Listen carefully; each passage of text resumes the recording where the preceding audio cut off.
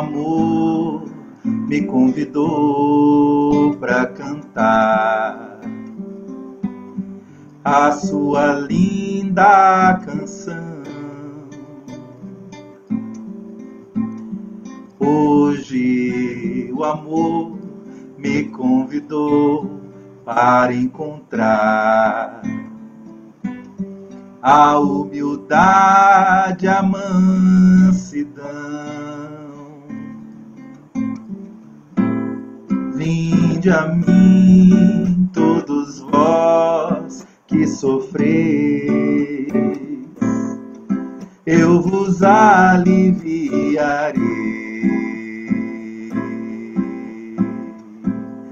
E aprender com toda emoção que sou humilde de coração. Hoje o amor me convidou para encontrar a humildade, a mansidão. Hoje o amor me convidou para cantar a sua linda canção.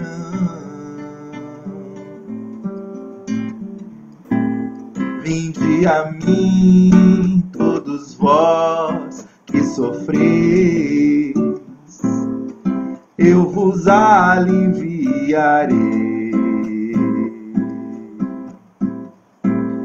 E aprendei com toda emoção que sou humilde de coração.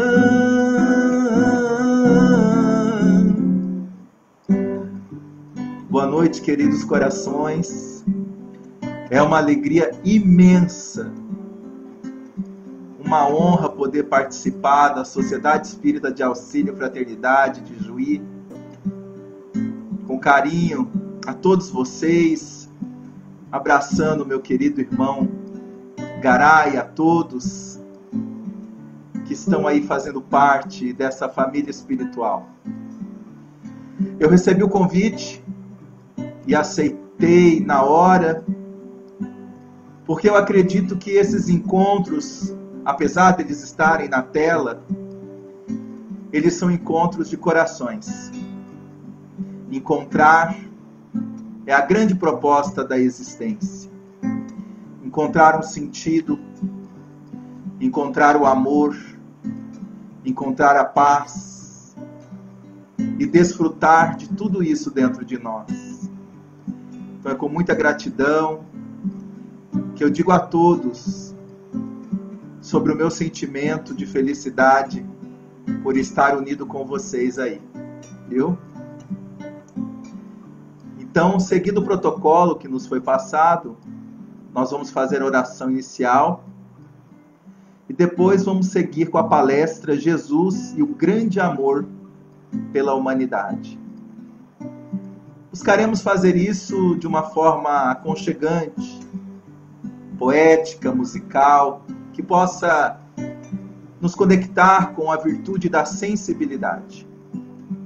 Então, com muito carinho, vamos dar início à nossa oração inicial, compreendendo que agora esta página do Facebook da Sociedade Espírita de Auxílio e Fraternidade também é o Centro Espírita de Portas Abertas. Oremos. Senhor Jesus, nesta hora em que o nosso coração se eleva, rogando a Tua presença em nossos sentimentos, reconhecemos, Mestre, mais do que nunca, a necessidade de evolução em nosso coração pequenino, ainda dotado das incertezas, das angústias, ainda, Senhor,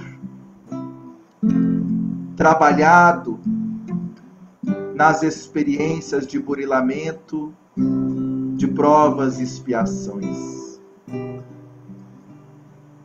Ao reconhecer dentro de nós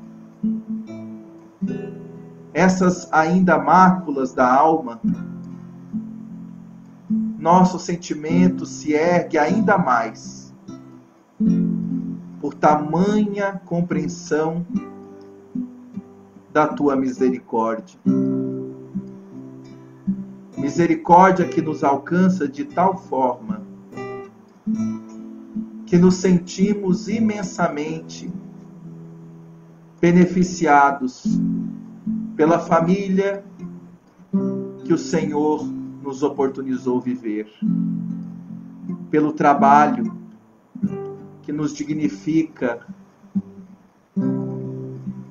as nossas experiências, pelos filhos, pelo cônjuge, pelos pais, pelos amigos, mas principalmente por nós mesmos termos decidido, Senhor, seguir com vontade própria e consciência o teu evangelho. Mas seguir não é concluir.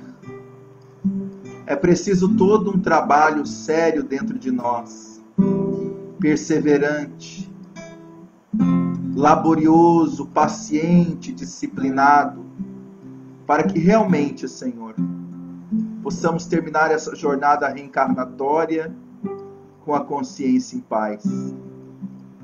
Nos ajude, Mestre, pois o mundo apresenta tantas propostas distorcidas, tantas ideias incompletas, tantas seduções desavisadas.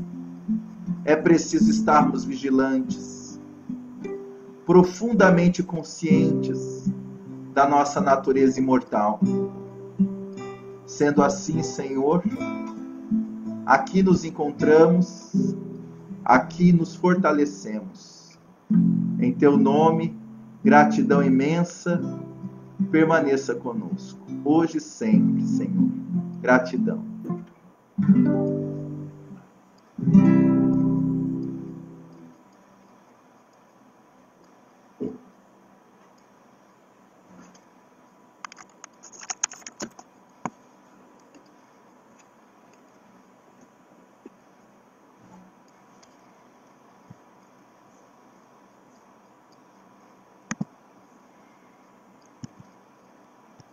Muito bem, meus queridos amigos,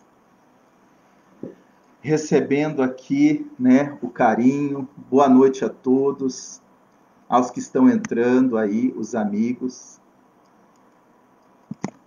e deixando aqui o nosso especial abraço também a todos os queridos irmãos do Rio Grande do Sul, aos irmãos da Federação também Espírita do Rio Grande do Sul, ao qual temos um carinho muito grande, a Beth, o Gabriel, que quando estivemos aí sempre nos recebeu, e ao José também, da cidade do Rio Grande, que nos recebe também sempre com muito carinho. Eu fui convidado a falar no tema dessa noite sobre Jesus e o grande amor pela humanidade. É um tema que tem por premissa poder nos auxiliar a expandir um pouco mais o significado de Jesus em nossas vidas. Como espíritas, fomos conduzidos a observar Jesus como modelo e guia. Somos conduzidos todos os dias a isso. E observar Jesus como modelo e guia não é uma tarefa qualquer. No sacrário do desenvolvimento da humanidade, obteve durante milênios os desenvolvimentos de várias linhas do pensamento e da inteligência. O ser modificou-se ao longo das eras, desde quando a escrita foi feita e a inteligência passou a ser registrada nos antigos e velhos papiros. A humanidade necessitou registrar suas emoções, seus conhecimentos e as dádivas que a sua forma de entender Deus lhe dava no elixir do desenvolvimento da sua transcendência.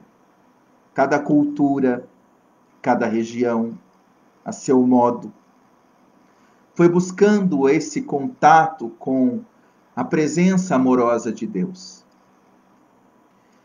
E a inteligência, cumprindo o seu papel na espécie humana, desenvolvendo as largas possibilidades que já observamos hoje, necessitava, obviamente, abrir-se para o grande desenvolvimento moral. Não bastava apenas que o homem soubesse todas as técnicas da sobrevivência. Pulsava dentro do coração humano o anseio imenso de vivência. Vivência de algo que fosse mais profundo, que tivesse mais sentido e que levasse o ser humano a ampliar dentro de si mesmo a grande flor da consciência aberta, a grande flor de lótus da consciência, dos seus muitos potenciais ainda não descobertos até hoje.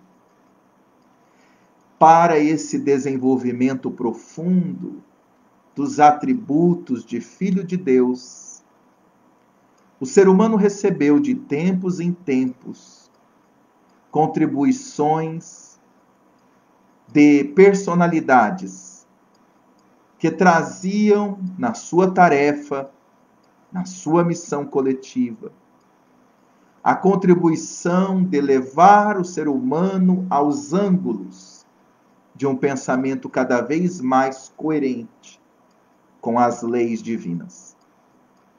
Não foi por outro motivo que vem à Terra Moisés oferecendo o pensamento monoteísta de Abraão, fortalecido agora com os 10 mandamentos. Com os 10 mandamentos, ele começa a conduzir o pensamento na Terra de alinhar o ser humano e seus deveres para com a consciência, ou seja, os seus deveres espirituais. Com essa contribuição, ele também proporciona, sem que ele mesmo sabia enquanto persona Moisés, mas possivelmente enquanto espírito, parte de um grande conjunto da pleiade do governador da terra, que é Jesus, Moisés contribui também com pensamentos voltados para o desenvolvimento das virtudes. Mas não só o povo hebreu foi beneficiado disso. No Oriente Médio, também houve Lao Tse, que escreveu o Tao Te Ching, o livro do caminho da virtude. Também contribuiu no bojo do Oriente o pensamento de Confúcio, que dá ao homem a possibilidade de entender-se como o equilíbrio das ações através da mediação das suas necessidades. Ou seja, nem abusar, nem a escassez, saber conduzir-se conforme um panorama natural, obedecer à consciência, obedecer às leis. Depois vem Siddhartha Gautama, conhecido do mundo como Buda, e oferece, além dos seus caminhos óctuplos, os 8 pilares para a busca da verdade, oferece também uma contribuição enorme na área do despreendimento no qual ele fala que o apego é o ponto central do sofrimento humano e que a ignorância que gera o apego, oferecendo-nos então suas contribuições sobre as 4 nobres verdades. Com base nisso, a humanidade já estava equipada, além disso, com o pensamento grego, no qual Sócrates, Platão e Aristóteles divisavam ali, no período helênico, a ideia das virtudes. Uma terra estava sendo preparada para a vinda de Jesus, que não apenas anunciada entre os profetas antes dele, dentro da linha hebraica, mas em outras contribuições, conforme ele mesmo já havia dito: meus colaboradores virão de todos os lugares, de todas as partes.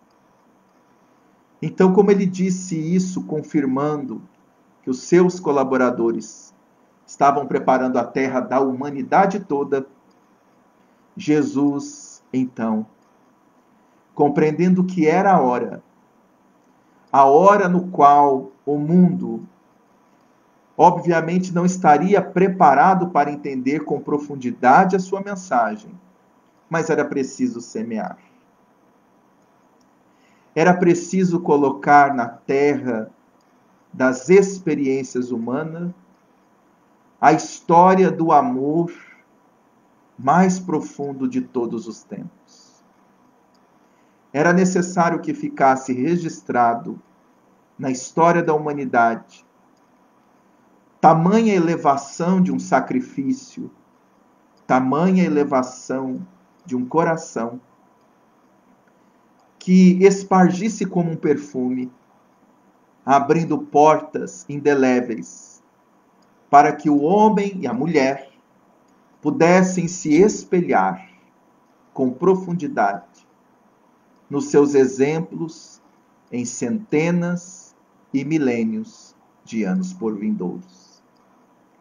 Foi assim que, com todo um planejamento sideral, anunciado inclusive por Emmanuel no livro A Caminho da Luz, no qual ele explica com uma maestria e uma simplicidade sobre esse papel de Jesus e o amor dele, ao escolher com todo carinho os aspectos, inclusive, da formação do globo, há bilhões de anos atrás. É esse espírito que, aparentemente, na nossa noção um pouco distorcida, estaria muito distante de nós, que vem provar que ele está muito próximo a nós. Um espírito dessa envergadura, com bilhões de anos de evolução à nossa frente, deixar os páramos celestiais e vir à Terra, não foi apenas por uma questão para dar suas lições e ficar registrado na história. Ultrapassa as nossas considerações sobre o verdadeiro e mais profundo papel de Jesus. Entretanto, o Espiritismo deu-nos alguns indícios salutares sobre o que de fato pode para nós significar a vinda de Jesus e, por que não dizer, o retorno dele em espírito no próprio Pentateuco, conforme ele assim o fez, e que Kardec teve o cuidado de, depois de receber a mensagem intitulada com o autor Jesus, depois ela é, no livro dos médiuns, depois ela é reescrita algumas partes pelo próprio Kardec. Ele adapta algumas frases que não estão ali necessariamente adequadas, talvez, para a obra O Evangelho, mas estaria adequada para o evangelho, para o livro dos médiuns. Mas ali fica mais claro ainda em o Evangelho segundo o Espiritismo. E a mesma mensagem, com 90 e poucos por cento do mesmo teor, com as mesmas características, com poucas mudanças apenas, Kardec coloca essa mensagem, possivelmente revista pelos espíritos superiores, como assim é natural, que as mensagens assim o sejam, revistas por uma equipe de espíritos nobres. Ele coloca essa mensagem, advento do Espírito da Verdade, em o Evangelho segundo o Espiritismo. Foi publicada primeiro em O Livro dos Médiuns, e depois insere-se essa mensagem, advento do Espírito da Verdade, dentro do Evangelho segundo o Espiritismo. E o interessante é que a mensagem, ela diz da volta. Ela já começa dizendo assim: venho como outrora, dos filhos transviados de Israel. Escutai a minha palavra. Vai dizer de uma forma evidente que Jesus, histórico, pelo Espiritismo, transcende as características da linha do tempo histórica e vai para as características cósmicas. É ele além das divisões de um território, de uma cultura ou de uma época.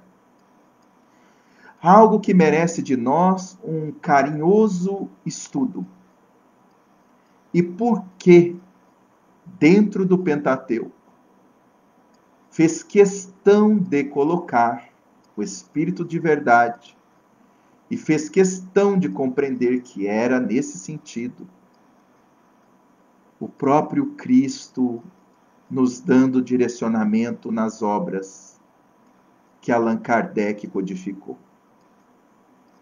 Sendo assim, vamos perceber que este amor de Jesus pela humanidade é um amor cuidado, é um amor presente, é um amor dedicado, é um amor observado a cada passo. E por isso nós não estamos julgados durante as situações e perante as situações dos acontecimentos humanos.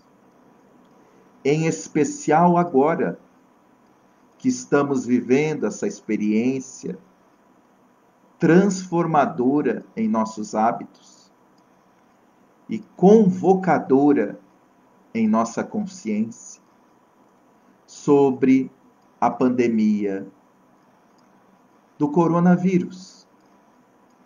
Ao observarmos a natureza dessa experiência em nossa vida, vamos buscar assertivamente dentro de nós a compreensão do que de fato queremos dentro do nosso coração. Fomos levados, enquanto humanidade, a prestar atenção que projetos, tarefas, trabalhos, conquistas, shows, diversões são muito interessantes, mas não preenchem o essencial quando o assunto é preservar a vida, conservar a saúde emocional, manter um sentido de vida. É preciso desdobrar um pouco mais. Desdobrar dentro de nós as questões, as inquirições de ordem existencial. Chegamos no mundo e a lei do esquecimento nos proporciona estarmos nessa experiência atual, compreendendo que não há necessidade de lembrarmos nada do que fizemos, para prestarmos atenção à nossa índole, para prestarmos atenção às nossas tendências. E são as nossas tendências que vão dizendo da estrada que nós percorremos. O abençoado ensino, causas atuais, causas anteriores das aflições, presentes no Evangelho segundo o Espiritismo, proporciona para nós a compreensão equilibrada, harmônica, daquilo que estamos fazendo hoje e que está nos beneficiando ou prejudicando hoje. E daquilo que fizemos ontem e que não recordamos, mas está nos beneficiando ou nos prejudicando ainda, porque nós não decidimos trabalhar hoje. O que é uma grande proposta do Espiritismo. Podemos pensar o que queremos trabalhar hoje, daquilo que sentimos hoje, mesmo que isso que sentimos hoje tenha repercussões oriundas do ontem até hoje. Ou seja, os afluentes, todos que possamos pensar, vai parar no hoje. Isso liberta a nossa ideia de que estamos presos a ciclos, amarrados a karmas, que na verdade são experiências convite, convocações convite da existência, para que sejamos nós criaturas conscientes e de bom uso do poder do nosso livre-arbítrio. O que eu sinto hoje é porque é possível resolver hoje.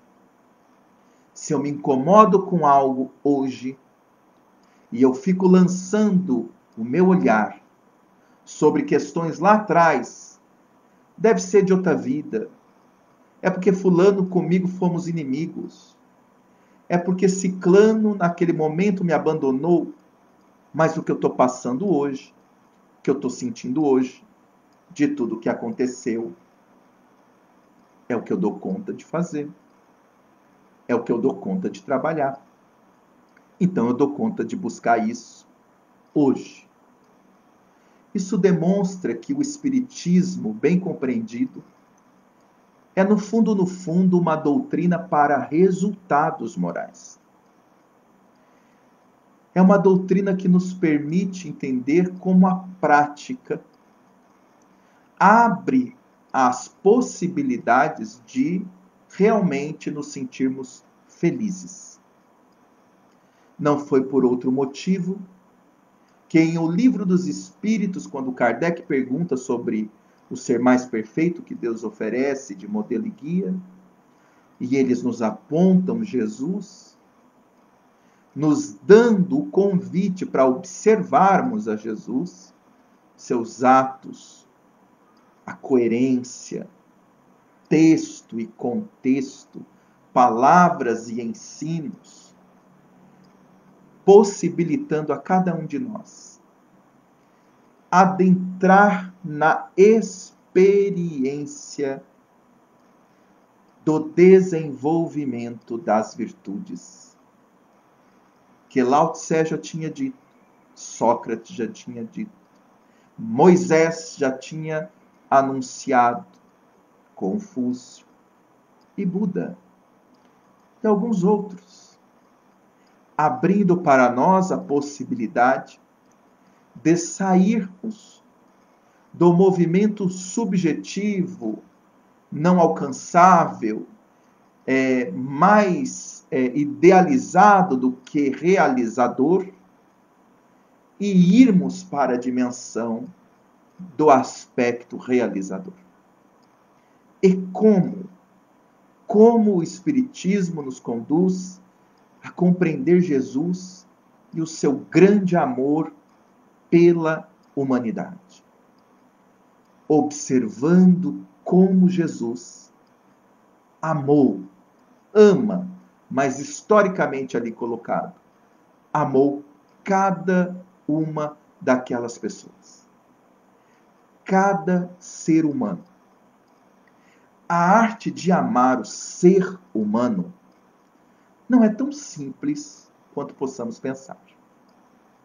Porque nós estamos ainda mergulhados numa teia ideológica que dificulta muito a possibilidade de olharmos o ser humano fora dos padrões que nós temos, fora da rede das ideias que trazemos. E, consequentemente, quando olhamos alguém, olhamos pelos fios que nós mesmos consideramos ser adequado e inadequado.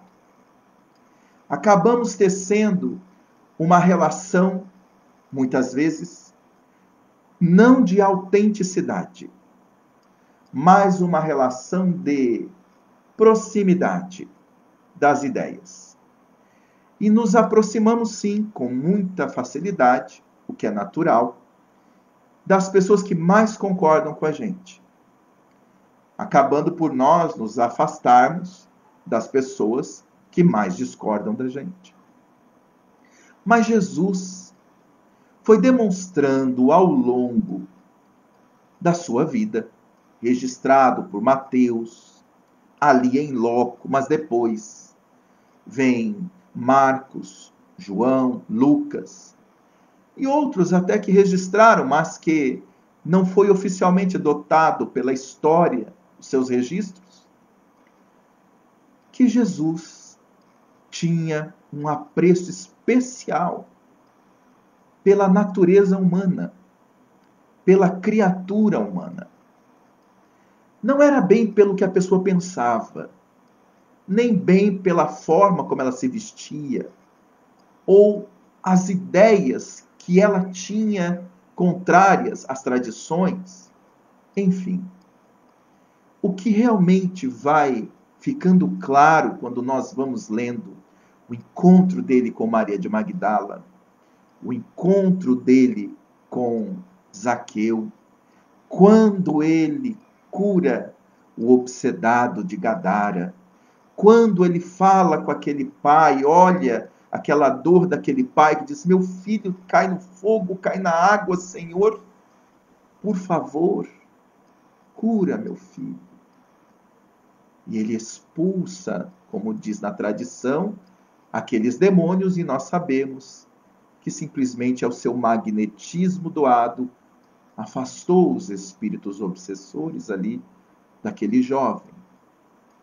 Quando ele com tanto carinho senta com Pedro, conversa com os discípulos, observa o jeito humano de cada um e dá a partir dos exemplos simples de um grão de mostarda, de uma dracma perdida, de um pescador que joga redes, e a forma como ele, de forma perfeita, passeia nos elementos da natureza para deixar claro que ele ama o ser humano, que é elemento da natureza, dando-nos a todos nós a possibilidade de abrir para nós um outro nível de comportamento. Porque se ele é modelo e guia da humanidade, quanto mais humano nós formos, mais compreenderemos a modelagem e o fenômeno de ser guiado por Jesus. Como isso? Pela profunda lei de hierarquia. A lei de hierarquia é uma lei divina. Quando nós observamos que muitas vezes no nosso coração há um rompante imenso de insubmissão às leis divinas, insubmissão à vontade de Deus, mas também de insubmissão a todos os conselhos ou influências ou inspirações que vêm do alto. Nós estamos, mesmo sem querer do ponto de vista consciente, mas estamos do ponto de vista profundo, desrespeitando a sublime lei da hierarquia moral.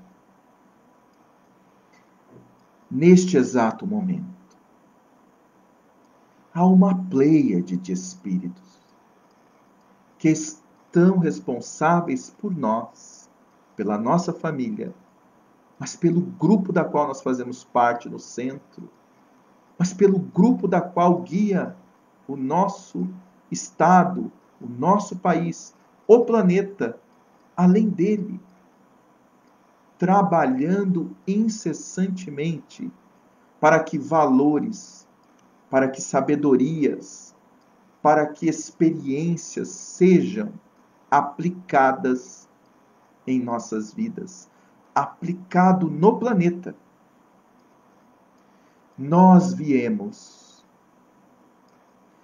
de autorizações, às vezes sacrificiais, de espíritos abnegados.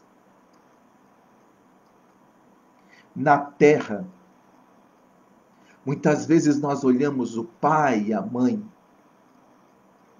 que trabalham dia a dia suor do rosto,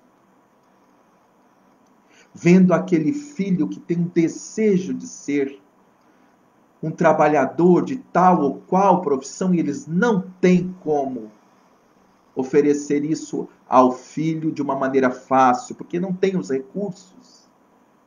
Seja ele querendo fazer uma faculdade mais cara, ou isso ou aquilo. E aí esses pais se dedicam, trabalham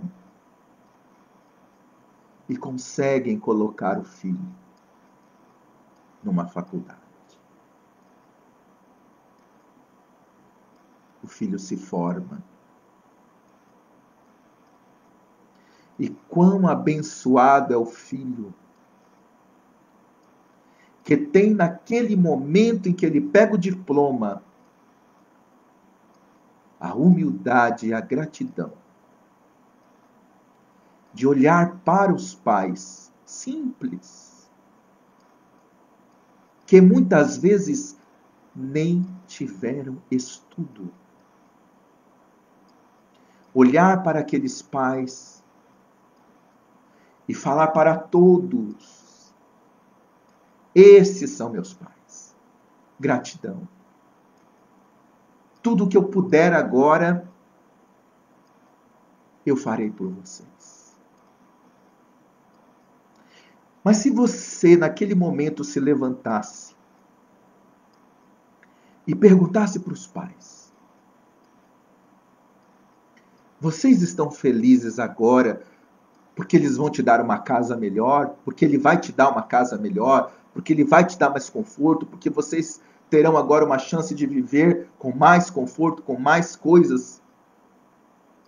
Possivelmente, esses pais olharão nos seus olhos, nos meus olhos, e dirão: não. Eu não estou feliz porque eu vou ter uma casa nova, porque eu vou ter um carro novo. Eu estou feliz porque eu vi meu filho crescer e alcançar o que realmente ele sonhou alcançar. Essa é a profunda alegria dos espíritos superiores, quando se trata de uma vida inteira na faculdade da existência e conseguimos sair dela bem. Bem conosco mesmo, bem com as escolhas que fizemos. Jesus se apresentou em nossas vidas não para ficar na história, mas para transformar a história da nossa consciência. Porque nenhum de nós aqui adentramos na Terra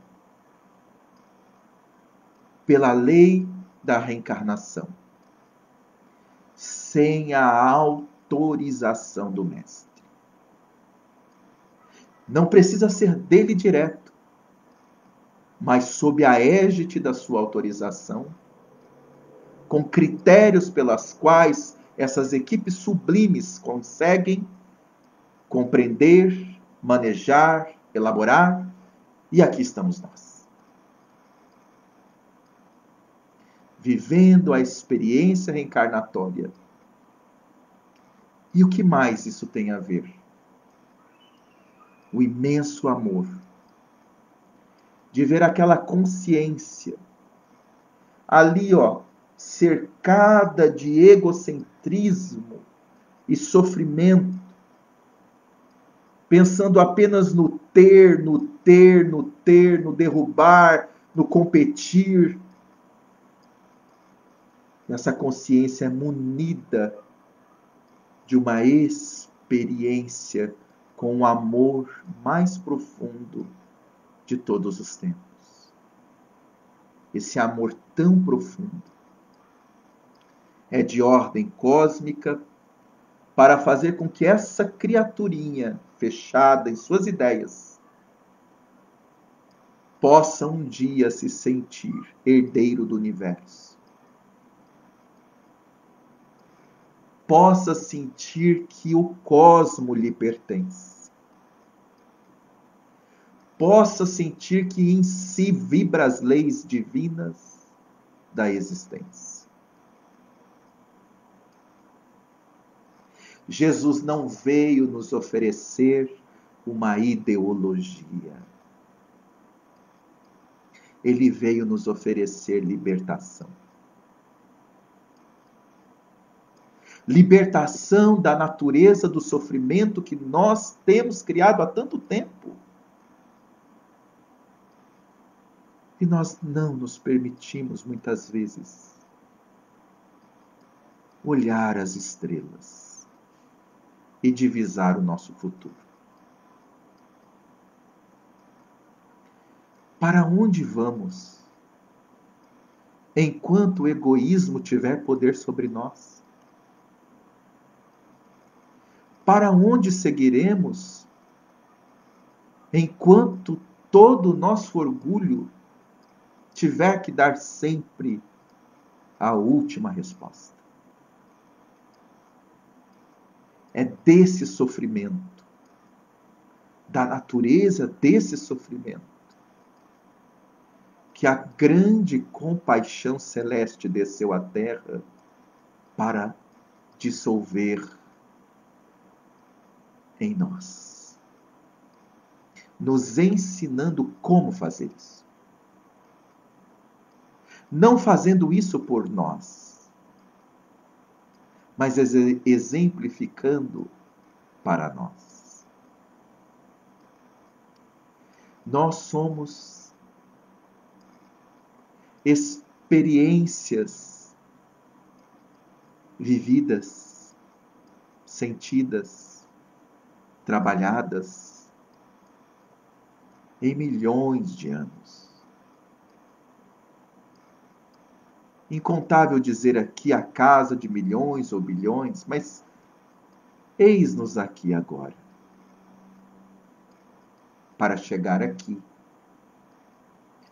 ultrapassamos com certeza as nossas decepções, alegrias, ilusões, fantasias. E talvez por primeira vez nessa existência, nós estamos tendo a oportunidade de saber que somos de fato imortais. Viemos de outras experiências, iremos para outras experiências com tamanha lógica do conhecimento. Porque nas outras experiências que vivemos, mesmo compreendendo a reencarnação ou tendo notícias delas, não tínhamos a possibilidade de ver os ângulos tão lógicos, tão abertos e tão clarificadores como estamos vendo hoje. Por exemplo, que a reencarnação é progressiva, que o espírito não volta em situações ou espécies inferiores da criação, como diria, na escala evolutiva que eu digo, não digo inferiores no sentido pejorativo, mas na complexidade mesmo. A gente sabe que um mamífero é mais complexo em termos de sistema nervoso do que um réptil ou do que um peixe. E a espécie humana é mais complexa também do que os demais. Mas hoje nós temos a possibilidade de saber que somos também a espécie que estamos convocadas a cuidar do planeta, a cuidar de nós mesmos. E aí, eu me recordo da passagem do livro Boa Nova, Primeiras Pregações. Naquele momento, Jesus estava na escadaria do templo. E um sacerdote de nome Hanã vê aquele homem de um magnetismo peculiar e vai ao encontro dele. O irmão X, Humberto de Campos, vai dizer que este mesmo Hanã estaria em todo aquele momento conspiratório do julgamento de Jesus bem presente, junto a Caifás. Hanã se aproxima. E porque ele se sente estranhamente magnetizado por aquele homem, ele pergunta: peregrino, que fazes por aqui? Que fazes pela cidade? Jesus olha para ele e fala: vim fundar o reino de Deus. Aquilo impactou profundamente Hanã. E ele então, no seu egocentrismo, na sua ideia fechada, na sua ideia de poder tão transitório, pergunta ao governador da terra: que pensas tu venha a ser isso? E Jesus, olhando para ele, com muita humildade, diz assim: o reino de Deus é a obra divina no coração dos homens.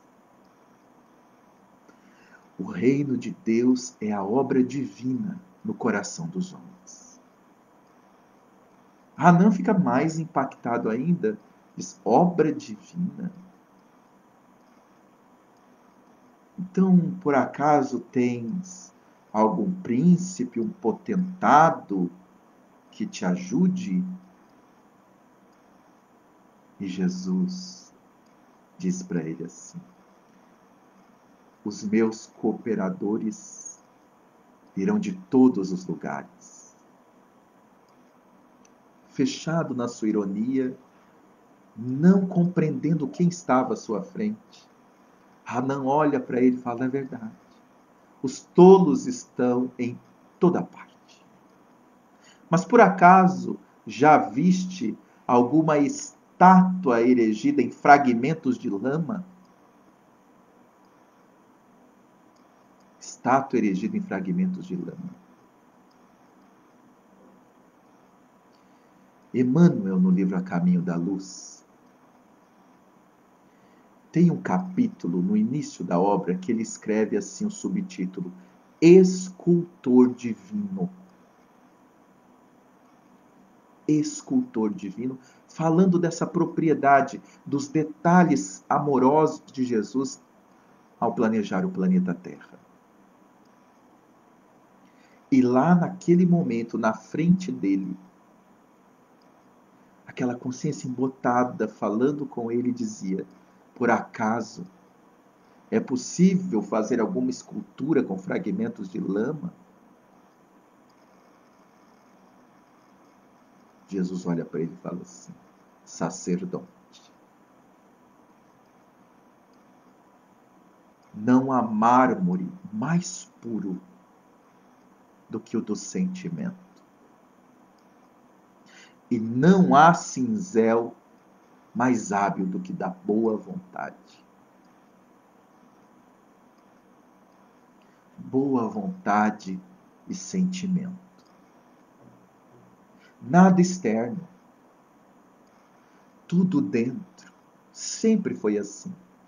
Sempre é Jesus falando ao ser humano, se importando com o ser humano, dizendo que é dentro do ser humano que está o reino de Deus, conversando com seres humanos de várias ideias, de várias qualidades, de várias capacidades, mas ali, descobrindo o que realmente é essencial em cada criatura. É sempre Ele, além das ideologias, Ele, além das paredes de uma igreja, de um templo, de uma cultura, é sempre Ele indo direto no ser humano, levando isso como a mensagem, seu grande amor pela humanidade, não a humanidade apenas massa que a gente fala, coletivo de seres humanos, pela nossa humanidade, a característica de sermos humanos. Que amor Ele tem pela humanidade. Mas Hanan, naquele momento, ainda não convencido da profundidade das palavras do Mestre, ele fica ainda mais irritado e tentando, sobrepor, como assim faz o orgulho, o egoísmo. Ele diz a Jesus assim: e por acaso conheces Roma ou Atenas? Veja, ele pergunta se o governador do planeta conhecia Roma, capital do poder, ou Atenas, capital do pensamento. E Jesus olha bem para ele e fala assim: eu conheço o amor e a verdade. O irmão X descreve que o diálogo transcorre, mas ele fica tão impactado que ele sai batendo o pé nervoso, porque não conseguia, a frequência era muito diferente. Tudo que ele fazia era para o externo. Tudo que Jesus explicava era o eterno dentro de nós, o imortal dentro de nós. E ele disse assim as duas frases: conheço o amor e a verdade. As duas forças profundas da alma. E Leon Denis, na obra Depois da Morte, tem um capítulo lindíssimo, que eu vou ler apenas um trecho, para nós divisarmos essa sintonia que ele abre na obra com esse diálogo de Jesus com Hanan. O capítulo é O Amor, no livro Depois da Morte, de Leon Denis.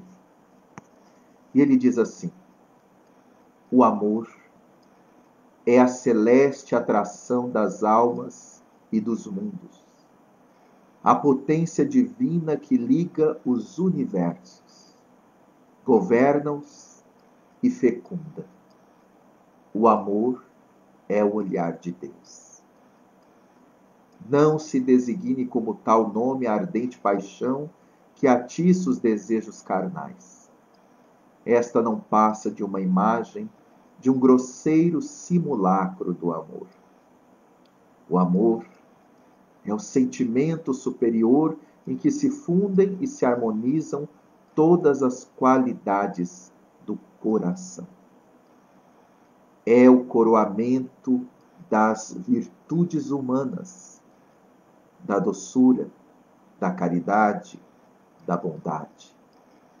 É a manifestação na alma de uma força que nos eleva acima da matéria, até as alturas divinas, unindo todos os seres e despertando em nós a felicidade íntima, que se afasta extraordinariamente de todas as volúpias terrestres.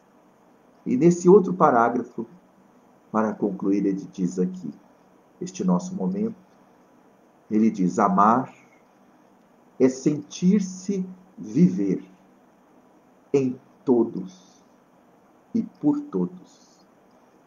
É consagrar-se ao sacrifício, até a morte, em benefício de uma causa ou de um ser.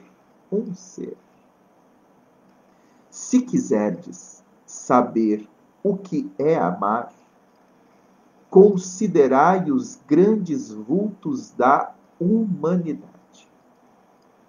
E, acima de todos, o Cristo, o amor encarnado.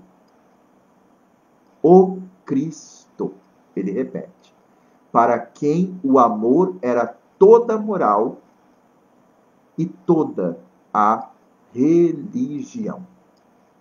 Não disse ele: amai os vossos inimigos. Então aqui nós começamos a compreender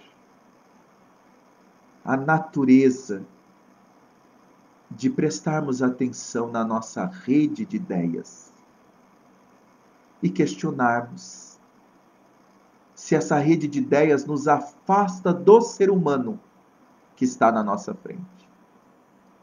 Se eu fico mais preso ao que eu penso dele do que a ele no carinho. Porque se eu fico preso ao que eu penso dele e não me abro para a pessoa que está na minha frente, realmente eu não amo o próximo. Eu amo a ideia que eu tenho do próximo, como a mim mesmo. E não o próximo, como a mim mesmo. Então, uma grande diferença nesse sentido. Eu acredito que, nesse sentido, nós buscaremos trazer uma música para encerrar e depois a oração. Agradeço a participação de todos que estão aqui nos comentários. Boa noite, boa noite. Linda canção emocionante. Todos aqui participando. E um meu abraço carinhoso a vocês, os nossos irmãos aí de Juí. Termino com uma canção que pode nos ajudar a sentir essas reflexões e depois faremos a oração.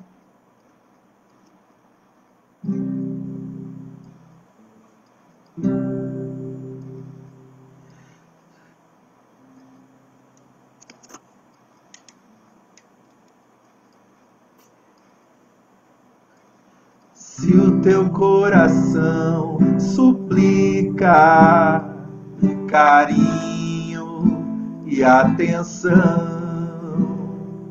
te sentes criança aflita, sem rumo, sem direção, confia em Deus e segue. O amparo não faltará. Quem ora sempre prossegue. Deus não lhe abandonará. Deixa o amor te levar. Se permita ceder. Deixa o Cristo envolver tua vida e te guiar. Deixa o amor te levar. Se permita ceder.